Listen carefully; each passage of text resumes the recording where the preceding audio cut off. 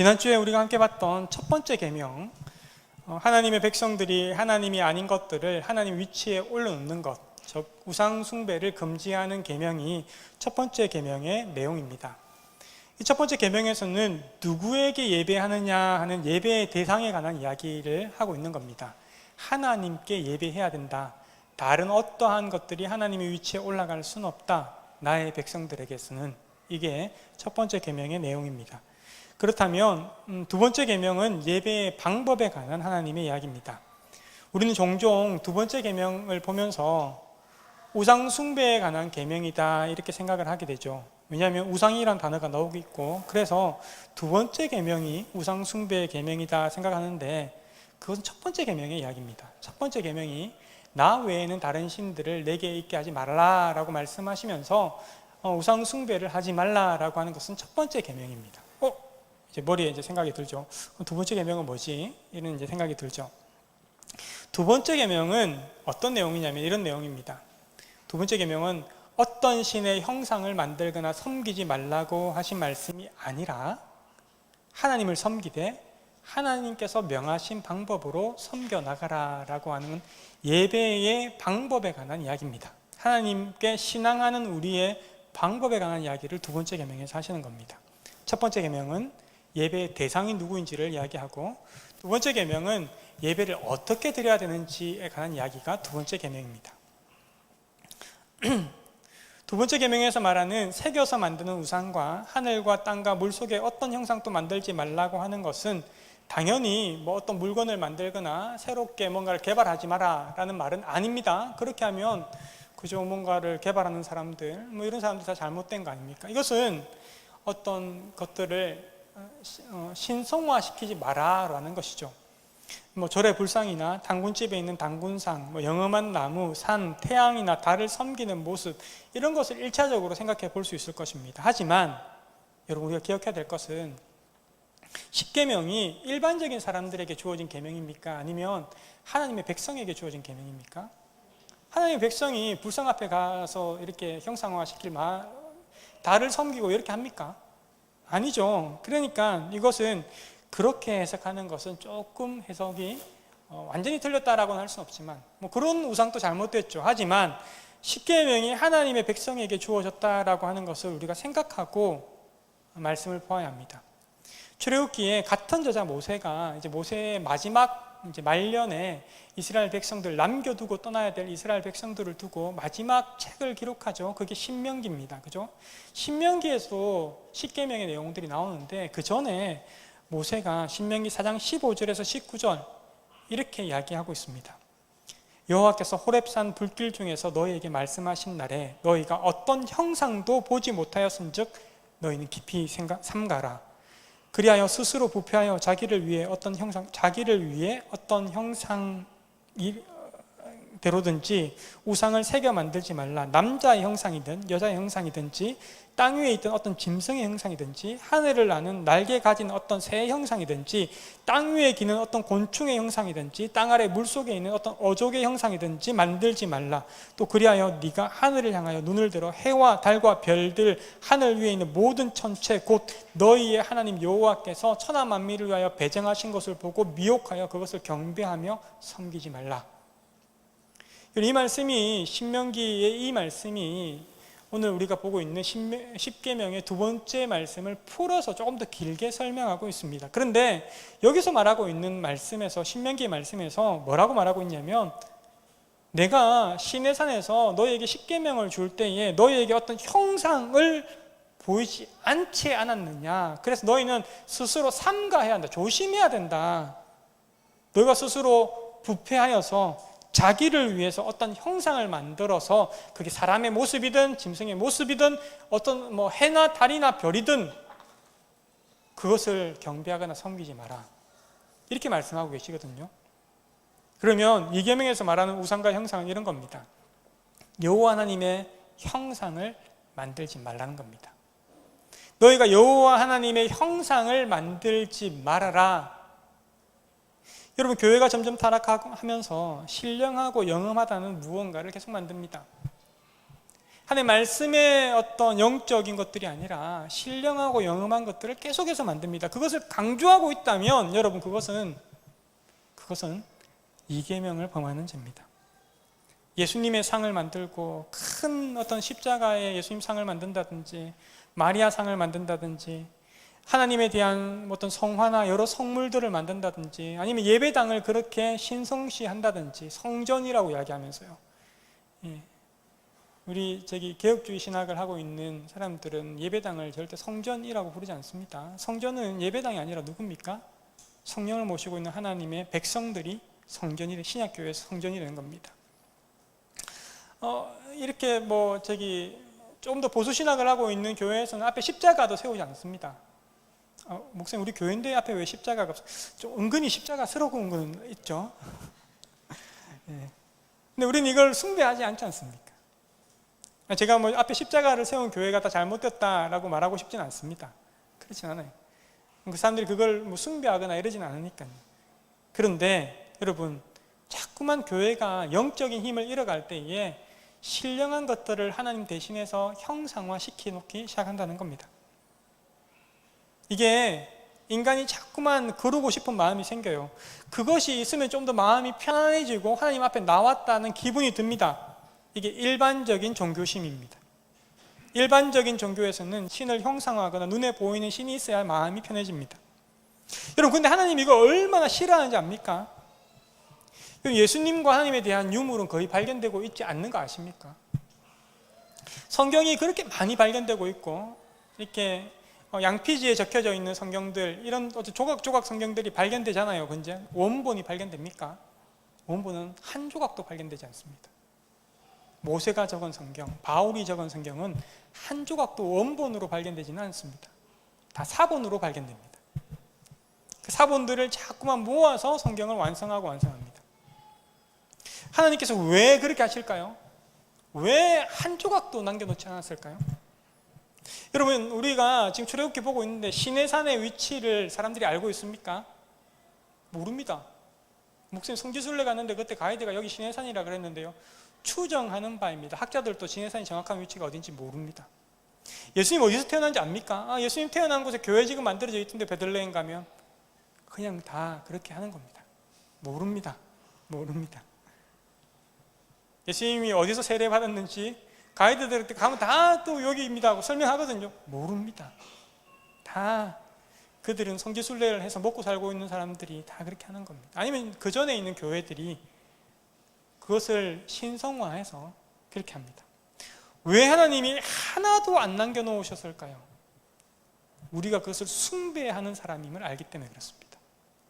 여러분 성경 원본이 하나 있다고 생각한다면 십계명 돌판에 돌조각이라도 하나 있다고 생각하면 사람들이 그걸 앞에 모셔놓고 그걸 숭배하지 않겠습니까? 그렇게 할 것 같죠. 예수님이 태어났던 구유가 있었다면 그 구유가 난리 나지 않았겠습니까? 그걸 숭배하지 않았겠습니까? 숭배했겠죠. 신의 산이 정확하게 어떤 위치인 줄 알았다면 사람들이 정말 얼마나 그 산을 영험하게 생각했겠습니까? 하나님 그것도 싫으신 겁니다. 일반적인 종교심으로 우리가 하나님 앞에 나오는 것을 하나님께서는 정말 경계하고 있다. 이 계명은 하나님을 예배하고 신앙하는 것이 일반적인 종교심이 아니라 하나님 말씀하신 그 방법으로 해라라고 우리에게 보여주시는 겁니다. 십계명을 받은 당시에도 이스라엘 사람들은 이집트에서 평생 지내면서 형상화된 신들을 보는 것이 익숙했을 것입니다. 그죠? 이집트에 있는 신들 있잖아요. 예를 들어서 새 모양의 머리를 가지고 있는, 인간 몸을 가지고 있는 어떤 신들도 조각되어 있고, 또 뱀 얼굴을 가지고 있는 신도 이집트에는 조각되어 있죠. 또 아마 이스라엘 사람들이 그 피라미드도 만들고 성전도 만들고 이렇게 했을 거니까 그 애굽에 있으면서 스핑크스 상을 만들거나 이런 어떤 신상들을 크게 만드는 일들을 하지 않았겠습니까? 그들은 그 종교 사회 가운데서 눈에 보이는 신들에 대한 익숙함들이 있었을 것입니다. 근데 하나님께서는 그걸 경계하시는 겁니다.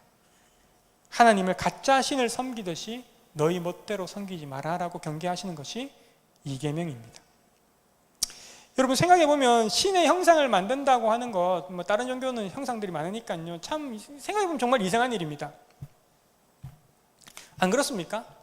온 천하 만물을 주장하시고 운행하시고 역사하시고 창조하셨던 신을 어떻게 그가 만든 조각을 가지고 그를 대신해서 형상화시킬 수 있겠습니까?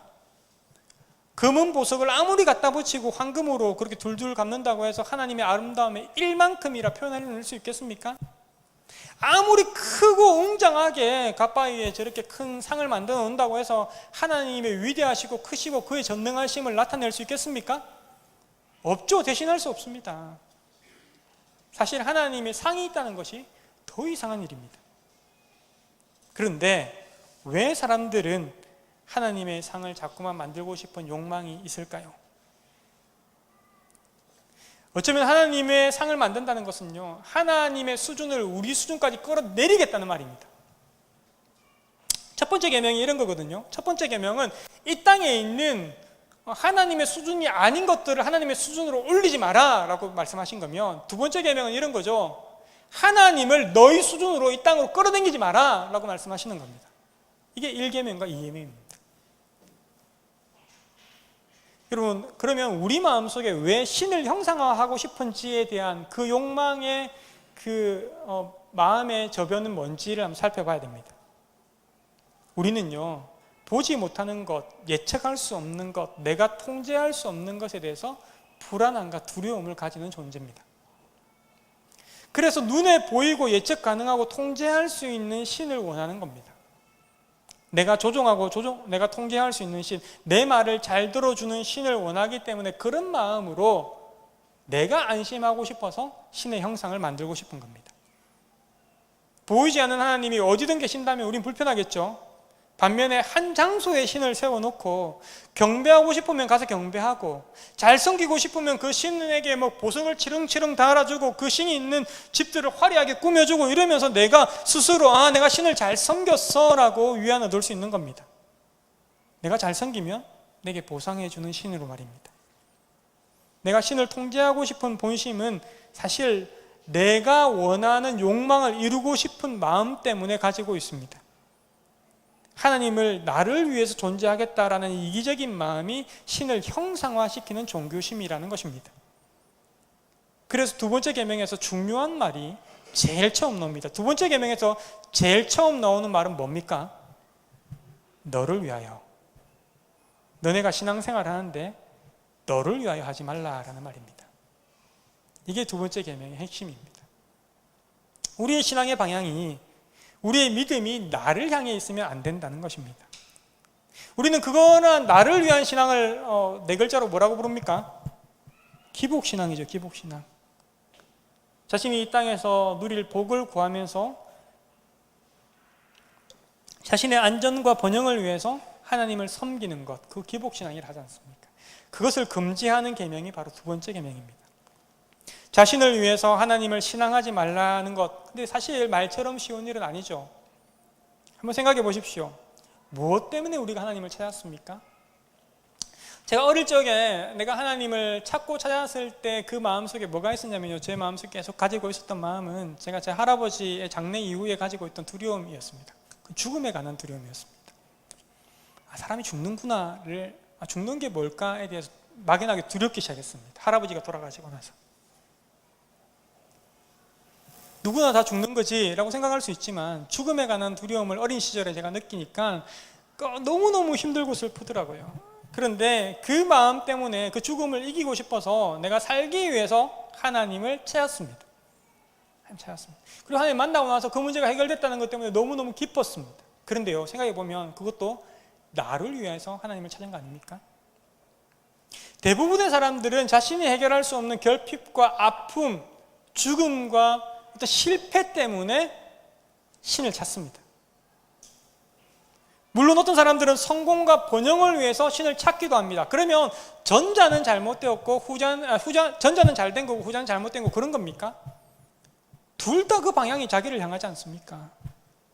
행복과 평화를 얻기 위해서 신을 찾기도 합니다. 그 방향도 자기 행복, 자기 평화입니다. 처음에 하나님을 그렇게 찾을 수는 있어요. 처음에 하나님을 우리는 그렇게 찾을 수 있습니다. 그거는 처음에는 우리가 종교심 때문에 하나님을 찾을 수 있어요.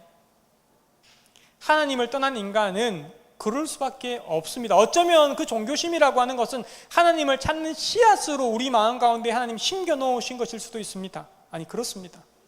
그런데 하나님을 만나고도 우리의 신앙이 자람에도 우리가 그 신앙의 방향이 자기를 위하여, 자기를 향하여 있다면 그것은 잘못됐다는 것입니다.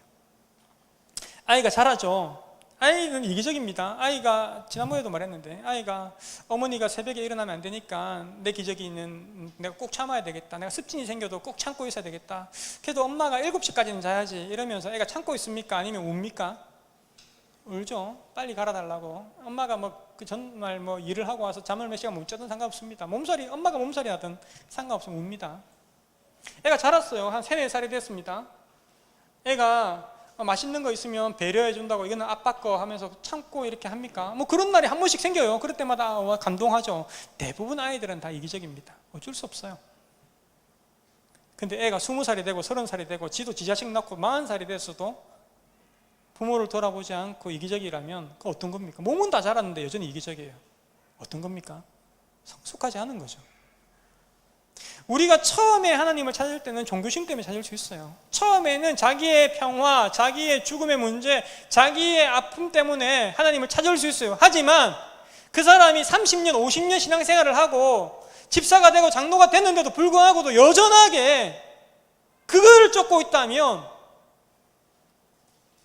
그건 종교라는 겁니다. 종교심이라는 거죠. 일반적 종교심. 그냥 하나님이라는 이름을 갖다 붙이는 일반적 종교심과 똑같다는 겁니다. 여러분, 이 계명은요, 정말 우리 시대의 교회가 많이 범하고 있는 계명입니다. 하나님을 어떻게 여기냐면 이렇게 여기는 거죠. 열심이라고 하는 동전을 집어넣으면 버튼들이 있어요. 성공, 건강, 평안, 구원, 은혜, 버튼이 있어요. 눌리면 돼요. 내가 열심이라는 버튼을 동전을 넣었으니까. 하나님 주신다는 겁니다. 자판기입니다. 자판기. 그냥 하나님을 내가 조종할 수 있는 존재로 만들자는 겁니다. 그래서 안심하는 겁니다. 여러분, 하나님은 인격적이십니다. 믿으십니까? 그는 결혼과 같은 친밀한 사랑의 관계를 하자고 우리를 찾아오시는 겁니다. 사랑의 관계는 나를 위해서 하지 않습니다. 사랑은 상대를 위해서 해야 됩니다. 사랑을 나를 위해서 한다면 사랑이 아니지요. 그때는 아픔밖에 안 생깁니다. 그죠? 사랑은 서로를 위하는 것입니다. 제가 주례 때마다 하는 크리스마스의 선물이라고 하는 우화, 그게 사랑이잖아요. 그죠? 남편을 위해서 소중한 머리를 자르고 아내의 핀을 주기 위해서 자기의 소중한 시계를 팔아버리는, 사랑은 나를 위해서 하지 않습니다. 사랑은 상대를 위해서 합니다. 이 계명은 하나님께서 그것을 요구하시는 겁니다. 너를 위해서 우상을 만들지 말라가 아니라 너는 너를 위해서 나를 조종하려 하지 마라. 나아가서 나를 위해서 나의 방법으로 나를 사랑하고 예배하라. 이것이 이 계명이 말하고 있는 바입니다. 여러분, 내가 뭐라고 온 우주보다 크신 하나님이 사랑하자고 하십니까? 나를 자판기처럼 여기셔도 되는데 내가 뭐라고 하나님께서 나를 사랑하자고 부르십니까? 얼마나 황송스럽고 얼마나 영광스럽습니까? 그런데 우리는 하나님을 자판기처럼 취급하려고 합니다. 사랑하는 여러분, 우리는 하나님을 사랑합니다. 그죠? 사랑 안 합니까? 사랑하죠. 요즘 드라마에서는 하나님을 추앙한다 이런 말 많이 쓰는데, 누군가를 추앙한다. 나의 해방일지 너무 재밌게 봤는데, 거기서 해방되는 것을 누군가를 열렬히 사랑하고 추앙함으로써 그 인생에서 해방된다라고 하는 메시지를 주더라고요. 거의 그 작가, 진짜 나의 아저씨, 나의 해방일지 적은 그 작가는 정말 대단한 사람 같습니다. 교회 다니시는 분이거든요. 정말 복음을 제대로 아는구나 라는 생각이 듭니다. 우리가 해방될 수 있는 유일한 방법은 어딘가로 벗어난다고 해방되는 것이 아니라 열렬히 추앙할 때 해방된다라는 겁니다. 누군가를요? 하나님을 열렬히 추앙할 때에, 우리가 하나님을 예배할 때에, 우리가 하나님을 향하고 하나님을 위해서 온전히 드릴 때에 내 방법이 아니라 내 열심이 아니라 하나님 받으시기 원하시는 그 예배를 올려드릴 때에 내 방법으로 형상을 만드는 것이 아니라, 그래서 내가 조종하는 것이 아니라 하나님 원하는 방법으로 제사를 드리고 예배를 드릴 때에, 우리가 신앙할 때에, 코로나 시절을 지나면서 우리는 편한 대로 하나님을 예배하고 신앙생활을 하려고 하는 마음이 자꾸만 찾아옵니다. 그래서 빨리 마음을 무너뜨려 버립니다. 하나님의 친밀함의 연수가 늘어나도 내가 편한 대로 예배하고 섬기려고 합니다. 조금 더 하나님과 친밀해지고 이러면서 이타적으로 바뀌어져 가야 되는데,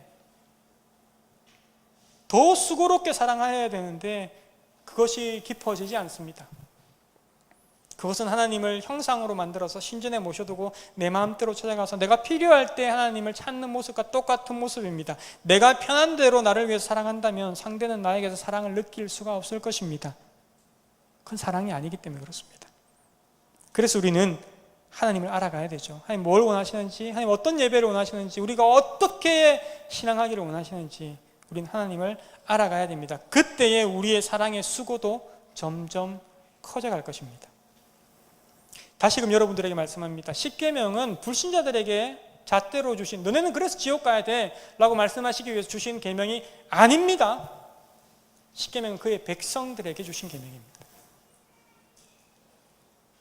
교회가 가장 잘 범하는 계명, 이 2계명, 여호와를 신앙하는데 자기를 위해서 신앙하지 마라 라는 계명입니다. 예수님 당시에 제사장들과 바리새인들은 각각 자신들은 하나님을 잘 섬기고 살아간다고 자부하는 사람들이었습니다. 바리새인들은 율법을 철저히 지키고 제사장들은 성전에서 열심히 평생 봉사한다고 생각했던 사람들입니다. 하지만 여러분, 그들은 자신을 위해서 섬기고 자신을 위해서 예배했던 사람들입니다. 사람들로부터 존경받기 위해서, 사회적인 지위를 유지하기 위해서, 현세의 부와 평안을 위해서 그들은 율법을 지키고 성전에서 봉사했습니다. 그들이 더욱 열심히 하면 할수록 하나님은 불편했을 것입니다. 역겨웠을 것입니다. 말라기는 그 상황에 하나님의 심정을 이야기하고 있습니다. 말라기 1장 10절, 너희 가운데서라도 누가 성전문을 닫아 걸어서 너희들이 내 제단에 헛된 불을 피우지 못하게 하면 좋겠다. 이 말씀을 구약에서 마지막으로 하시고 하나님의 계시는 끊어집니다. 여러분, 그렇게 열심히 하나님을 자기를 위해 섬겼던 사람들이, 종교심으로 똘똘 뭉쳐진 사람들이, 불신자들이 예수님을 죽인 것이 아니라 그 사람들이 예수님을 죽입니다.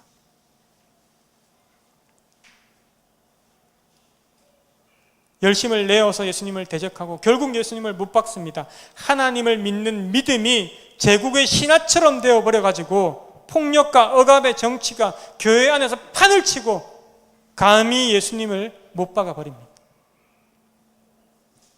이런 종교화된 교회, 기복신앙으로 물들어져 본 교회는 어느 시대에나 교회를 병들게 합니다.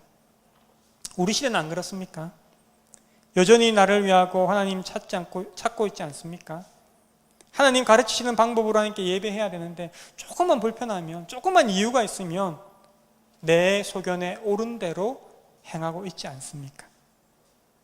하나님 앞에 이게 맞는지에 대해서 조심스러워서 목사에게 물어보거나 이래야 되는데 그냥 내 소견에 옳은 대로, 이러니까 남들도 다 그러니까 편한 대로 예배하고 편한 대로 신앙하고 있지 않습니까?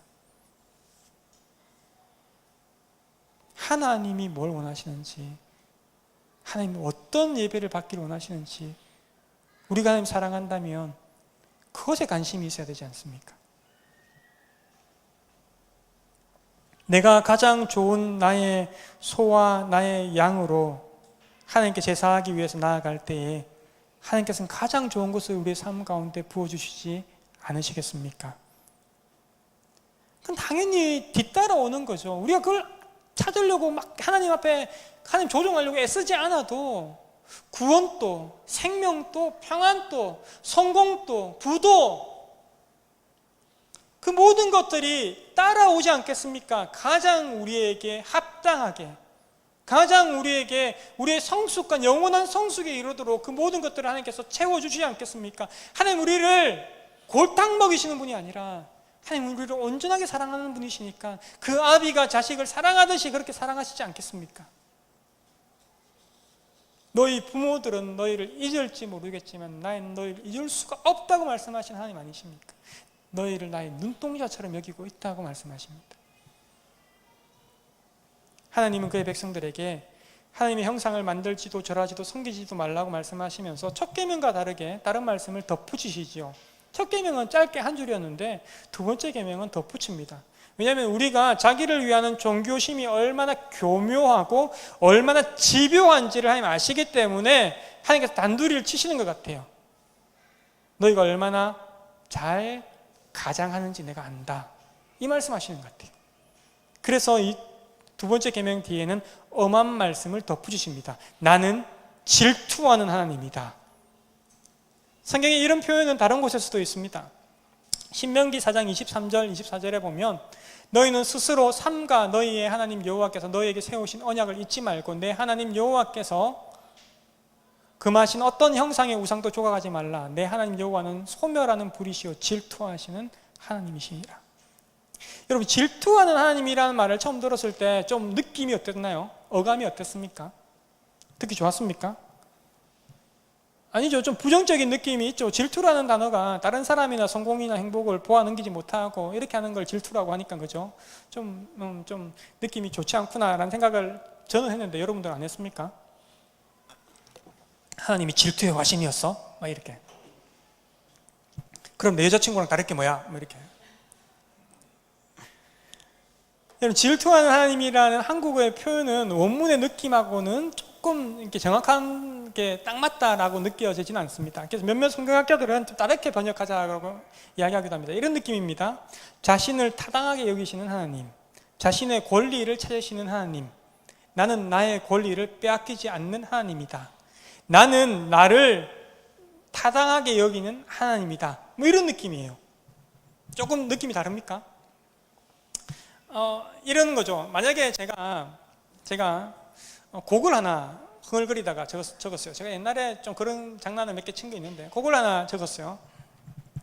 멜로디도 괜찮고 곡을 하나 적었어요. 혼자 듣기 그래서 유튜브에 올렸는데 조회수는 뭐 5도 안 돼요.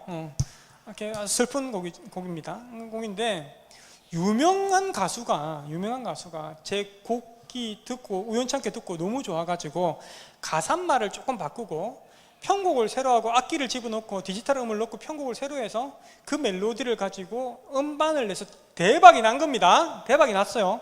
내가 먼저 곡을 내가지고 발표했는데, 등록했는데 그 사람이 그걸 표절한 겁니다. 그래서 내가 어떻게 그럴 수가 있나 싶어서 그 표절에 대해서 항의를 하고 그 다음에 또 소송을 걸었어요. 그 사람 그걸 가지고 대박이 났으니까, 그죠? 소송을 걸었어요.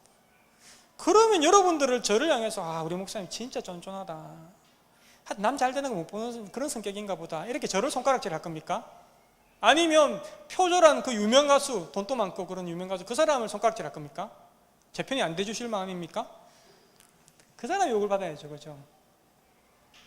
우리 하나님은 자신이 받아야 될 그 합당한 것을 다른 것에 뺏기지 않겠다라는 말, 질투하는 하나님이다라는 말은 그 말인 겁니다. 왜냐하면 하나님은 하나님이셔야지 우리를 구원하시지 않습니까? 하나님이 하나님의 자리에 계셔야지 우리의 하나님이 되시지 않습니까?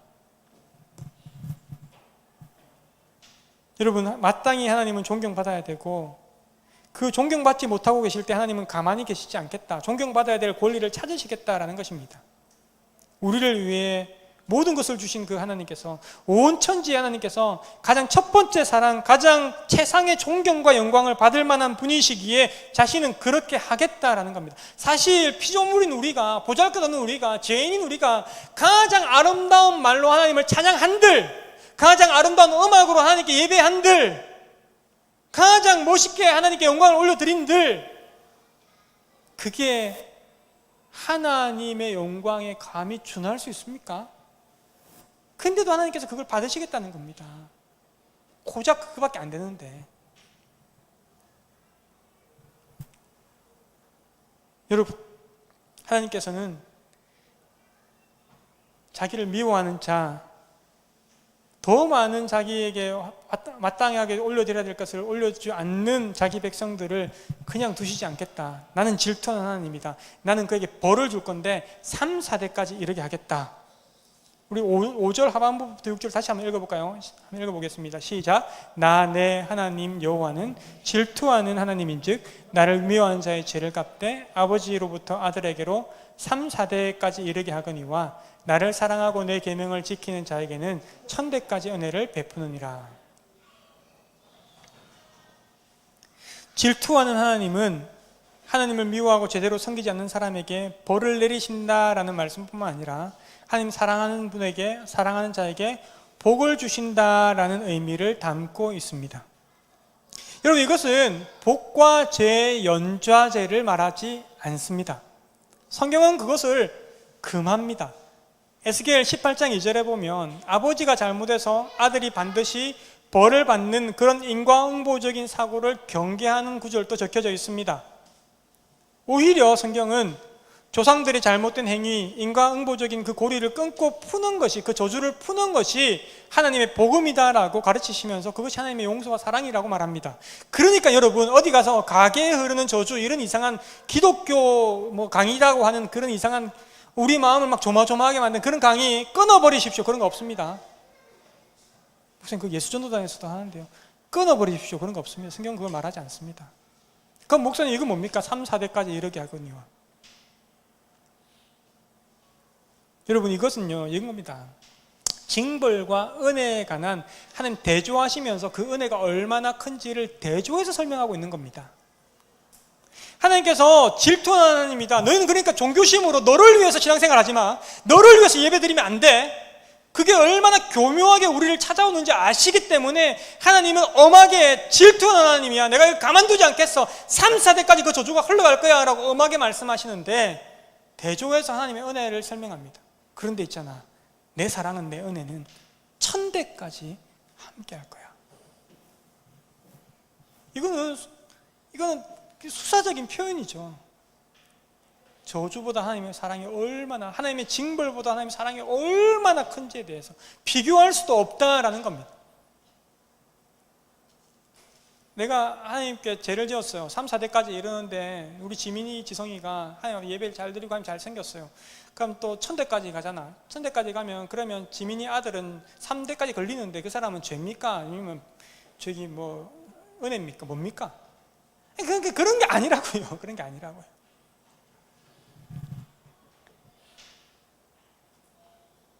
혹하지 마십시오.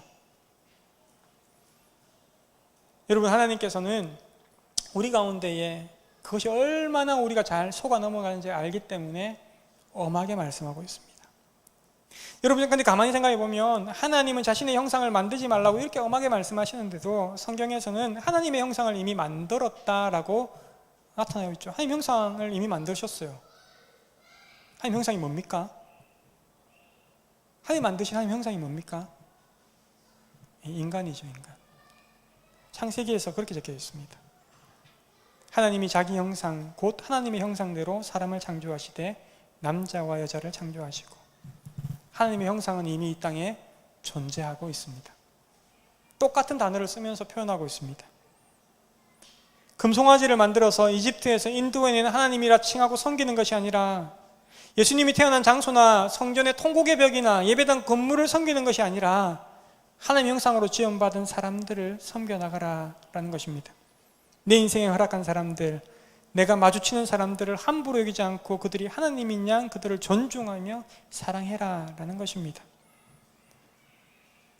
우리가 무시하고 함부로 대할 수 있는 지극히 작은 자들, 소경 바디메오와 같은 자들, 그 작은 자들에게 한 것이 예수님은 자기에게 한 것이라고 비유로 설명하셨습니다. 마태복음 25장 40절이죠. 너희가 여기 내 형제 중에 지극히 작은 자 하나에게 한 것이 곧 내게 한 것이니라 하시고, 사랑하는 여러분, 10계명의 첫 2계명은 우리가 누구를 예배해야 되는지 또 어떻게 예배해야 되는지에 대한 말씀입니다. 누구를 신앙하며 어떻게 신앙해야 하는가? 하나님의 방법대로 하나님을 예배하고 하나님께 신앙해야 됩니다. 우리의 예배가 그렇게 회복되고 그것으로 인해서 우리의 삶이 회복되는 것, 진정 하나님을 위하고 하나님을 사랑하여서 그것이 우리의 인격을 하나님 닮게끔 만들고 우리의 삶의 영역에서 사랑의 존재가 되어서 하나님의 형상으로 지음받은 내 주변에 있는 사람들, 내가 만나는 사람들을 사랑하고 섬겨내는 것, 이것이 두 번째 계명에 담겨져 있는 하나님의 마음입니다. 결국 그렇게 하나님의 백성들이 살아갈 때에, 결국 우리가 첫 번째 계명과 두 번째 계명을 그렇게 지켜나갈 때에 제국의 질서를 무너지게 만들 것입니다. 신화가 무너지고 억압과 폭력의 정치가 결국에는 하나님의 사랑과 이웃 사랑으로 무너지게 될 것입니다. 그래서 그것을 가장 먼저 말씀하고 있다는 것입니다. 이거 예배가 회복되어서 우리의 삶이 예배가 되는 것, 그렇게 이 계명에 순종해서 살아갈 때에 우리는 결국에 나중에 살아가면서 내가 하나님의 형상으로 점점 더 변화되고 있구나라는 것을 만나게 될 것입니다. 당신이 바로 큰 바위 얼굴이었어요 라는 이야기를 우리의 인생의 노년에 듣게 된다면 우리 얼마나 기쁠까요? 하나님께서 네가 이 땅에 보낸 나의 형상이란다 라는 그 음성에 귀를 기울이시고 자신을 함부로 여기시지도 마시고 하나님을 함부로 여기시지도 마시고 내가 만나는 사람들, 내가 사랑해야 될 사람들을 함부로 여기시지도 마시고 두 번째 계명을 지켜나가시는 저와 여러분 되시기를 주의 이름으로 축원드립니다. 아멘.